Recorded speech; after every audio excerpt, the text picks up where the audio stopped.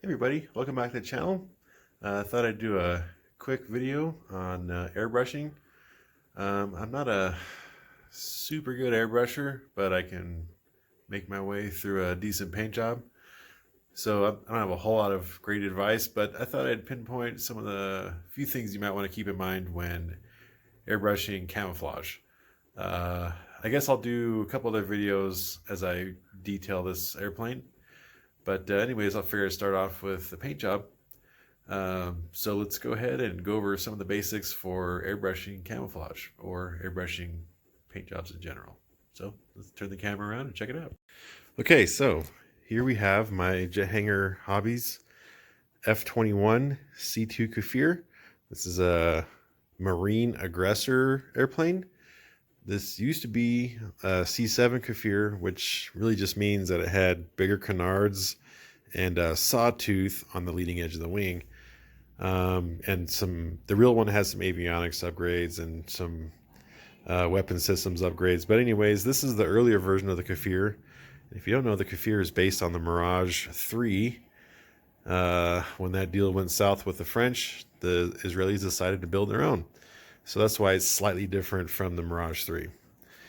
Anyways, I digress. Let's talk about the paint job. So, step one to painting a model is prep work. And if you want a nice paint job, it takes lots and lots of prep work.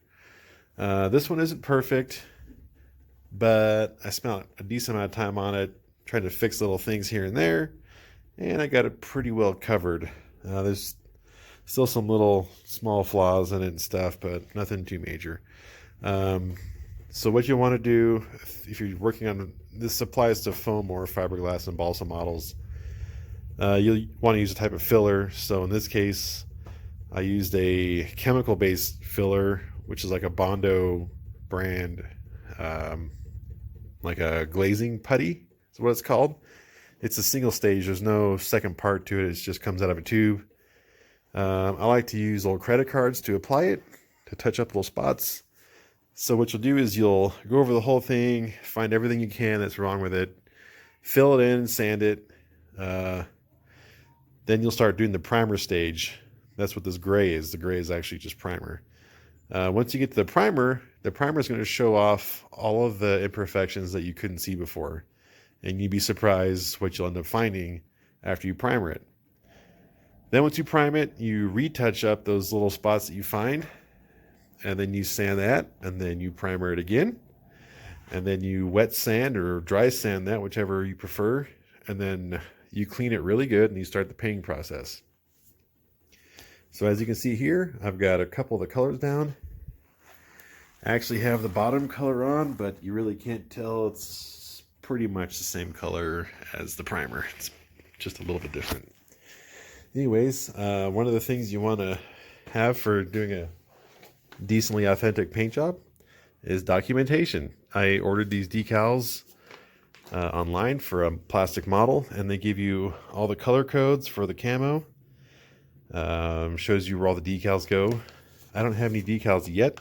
I got to figure out how I'm going to make those, but this gives you a map for all the nomenclature. It's really cool. And also, it's handy because it has all the panel lines, so once I get to the point of drawing panel lines on the airplane, I have a nice little map here. So this is our camouflage pattern map, and as you can see, I'm attempting to follow as closely as possible. This model isn't 100% scale, so in some areas you kind of have to fudge the lines of the camo because it doesn't quite match up with the 3 view, but you do the best you can. Also, something that's very helpful to have is, I mean, these are good to have, but actual documentation, real pictures of the actual airplane you're going to model is super helpful. One of the things is, for instance, the colors. These are Model Master colors, but even Model Master colors aren't always perfect. So I end up doing a little bit of custom mixing to get what I want.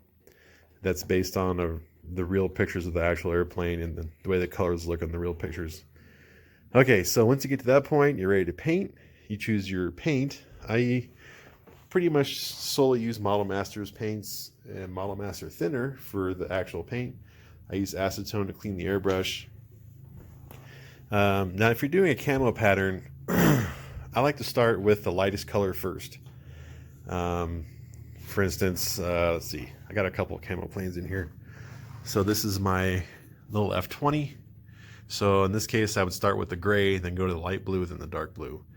Reason for that is because of the when you're shooting the colors, if you do the dark blue first and then the light gray next to it, the overspray from the light really bleeds onto the dark color and it just doesn't look as nice. So I always start with the lighter colors first, especially in this case. This sand color is super, very light color, and the green's pretty light too. It shows up darker on camera than it really is, but so I start with the lighter colors and then go to the dark. You can see here, this is my dark color I've started.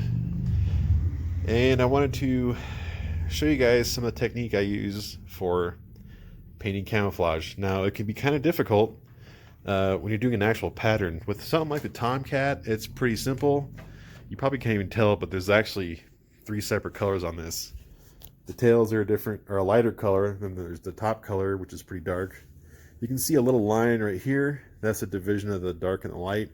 Then it just gets real dirty up front, so it makes it hard to tell. But on something like this, where you have like a pattern, it can be difficult, especially when you start painting into corners. That was one of the things I wanted to point out. This is a lot of corners right here, so you would think, oh, no big deal, you just paint the corner, and there's no problem. The problem is, let me grab the airbrush. If you are painting and you point it straight at the model, there's going to be overspray from the gun, and it's going to go this way and this way. So it's really going to contaminate this color. And you can see here, I don't have too much overspray onto the next color. The way I do it is, when I'm doing the patterns, it's pretty easy to do the first colors, right? Because there's a lot of separation. Right here there wasn't, but you know, for the most part, everything's pretty well separated at first. You can just kind of blast the colors on, no big deal. But when you start doing your last color, which ties them all together, you got to start off real slow and just do a real slow and close and minimal material outline to keep this edge somewhat sharp. If you just go and start blasting stuff, it's just going to get overspray everywhere on both sides, and that doesn't look good. Then you have to go back and try and respray your other colors, and it just kind of snowballs from there and turns into a big mess. So when you're doing this last color, you want to be very careful, or any colors that touch each other, the different colors that touch, you want to take it real slow at first, do a nice sharp line, and then you can start filling in the whole area. But one of the things I want to say about the corners was, I got sidetracked. Instead of pointing it straight at the model where you're going to paint, point it away from the color that you're spraying next to. Like for instance, this corner right here, it's a big radius corner, so you can see how there's a little bit of overspray onto the light tan from the green right there in the corner. And it's really hard to avoid that, but if I were spraying straight onto it, it would have been really bad. So I learned that if you spray away from the edge you're trying to keep clean, then it actually doesn't turn out too bad. So I'll just do a quick little thing here. Like I said, you want to go real slow and get as much angle on that corner as possible. I'm putting down very minimal material, and you'll even see I still got overflow in the colors. It's hard to tell, but there is some overflow in this little corner right here. So that's one of the tips. Like I said, it'd be really bad if it wasn't. One thing you can do afterwards is use some Scotch-Brite and go back and clean up some of your overlapping colors a little bit. And then it might not look that great at first, but after you clear coat it, it'll kind of go away and blend back in. So we'll cover that later on as I kind of finish this thing up. But I just wanted to do a quick little video to show you guys some of the little tips and tricks that I use when I airbrush a model. I'll go ahead and stop the video now, and I'll pick back up after I get this dark brown color on here. Okay, so Here it is with the third color on. I can show you guys an example of the overspray that I was talking about earlier. So it's really difficult to spray in these corners, especially when you're doing a top line and a bottom line. You can see, well, it's actually kind of hard to see in the camera, but in person it shows up really bad. So you can see how the overspray goes down the wing root. Whereas over here wasn't too bad, just a little bit.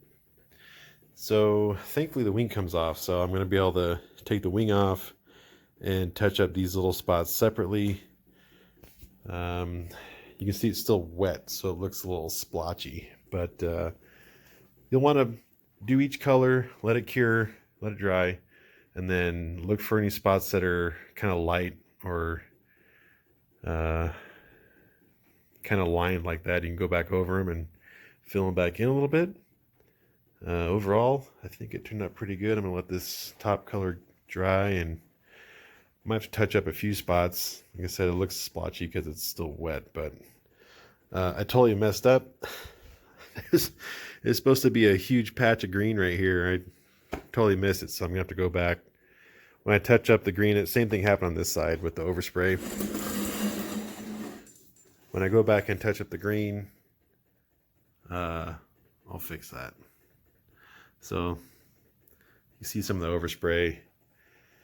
And again, you can actually go back over with Scotch-Brite and kind of take off some of this. It's also pretty bad through here too, so kind of have a little bit of touch-up work to do. That's pretty common when you're doing camouflage.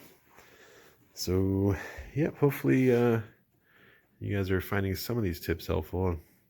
Like I said, I'm not like a super pro or anything, but most of the stuff I've just learned by experimenting. If you haven't tried airbrushing and you really want to get into painting models, it's kind of the only way to make a super nice product is to use an airbrush. You can use rattle cans, but those only take you so far. And learning how to use a airbrush is a lot of fun. So if you don't have one, I encourage you to go out and get one and start messing around, start playing and experimenting and seeing what works and what doesn't work. Other tips I could say would be to try and find the right consistency with the paint. By that I mean you have to thin it out with thinner so it'll spray. You can't just put the paint from the jar into the airbrush and spray. It's too thick. But if you thin it out too much, then it gets runny and it'll drip and doesn't cover very well. So you got to find the right balance. I find that about 60% paint and about 40% thinner works pretty well with this Model Master paint. But that varies on each different type of paint and even varies sometimes with the colors themselves. So anywho, that'll be it for this video. Hopefully in the next one, I'll have it all touched up, and then I'll start doing panel lines and detailed painting. Like the nose is black and there's a little gray patch on top of the tail, which that's just primer still. Gotta mask it off and paint it the right color. There's a lot of detail on this particular airplane. If you look at the sheet here, you look closely, there's red lines, like walk lines everywhere. On the bottom, there's some red. This patches of black, like that top of the tail there. There's a lot of little details in this airplane. So the front of the wings have these little white hash marks on them. Still haven't figured that one out yet, or what those are for. But so it'll be a lot of detail painting before I even get to markings on this thing. So anywho, it's a lot of fun, and it's neat to watch an airplane go from primer to something that looks cool. And hopefully this helped you guys, and we'll see you in the next one. Just kidding, I'm back. All right, so let me just give you guys a quick example of what the overspray looks like after you remove the wing. Let's turn this camera around. Okay, so now you can see it a little more clearly if you couldn't see it before. You see a line, wow, look at my fingers. Oof. You can see a line of overspray along the body line of the fuselage all the way across here. And that was trying not to do it. You can imagine how bad it would be if I were aiming the gun in a direction that would cause even more overspray. Same thing on this side. Not a huge deal. The biggest problem is when you do it on the airplane, and I'll show you a spot that I just caused when I was touching up something.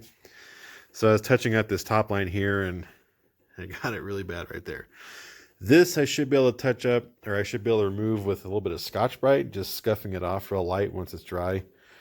If I try and touch this up with the light tan, it's probably just going to contaminate this side, and then it just goes back and forth. And it just, like I said before, it just snowballs from there. So now that I have the wing off, I can come in here and sharpen up this line a little bit more with the light, and this line a little bit more with the green. And yeah, a little bit of touch up, and I can move on to the next phase. So anyways, now that's the end of the video. We'll see you guys next time.